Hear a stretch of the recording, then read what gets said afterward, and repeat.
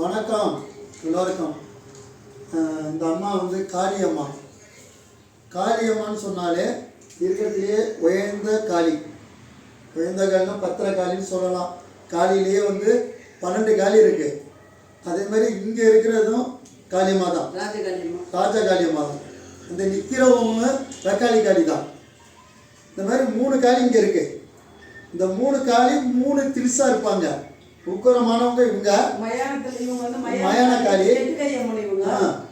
இங்க இருக்கிறது மயான காளி எட்டகாளியம்மா.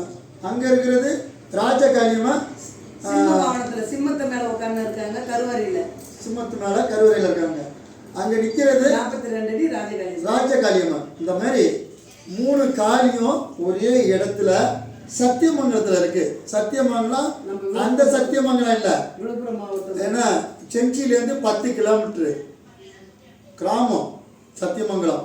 இந்த செஞ்சிலேருந்து போகும்போது அது என்ன வந்து மலையனூர் போகிறவங்க நல்லா கேட்டுக்குங்க. மலையனூர் போகிறவங்க இந்த திருவண்ணாமலை ரோட்டில் ஒரு 10 கிலோமீட்டர், செஞ்சிலேருந்து 10 கிலோமீட்டரு சத்தியமங்கலம்.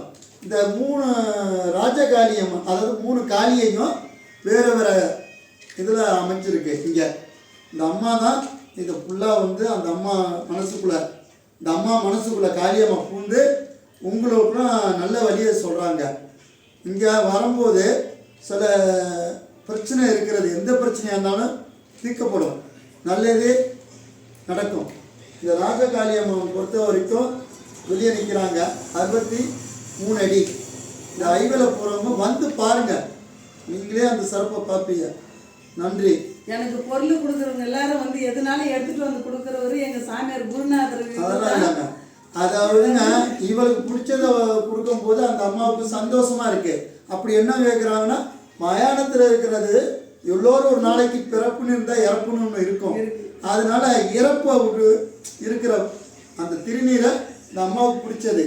அதனால இந்த அம்மா என்ன செய்கிறாங்கன்னா, இந்த மாதிரி ஒரு வேஷத்தில் இந்த தோட்டத்தில் இருக்கிறனால அந்த அம்மாவுக்கு இந்த தாய்க்கும் ஒரு கரெக்டான உறவை பார்த்து அவங்க சந்தோஷப்படுறாங்க. நல்லதுங்க ஐயா.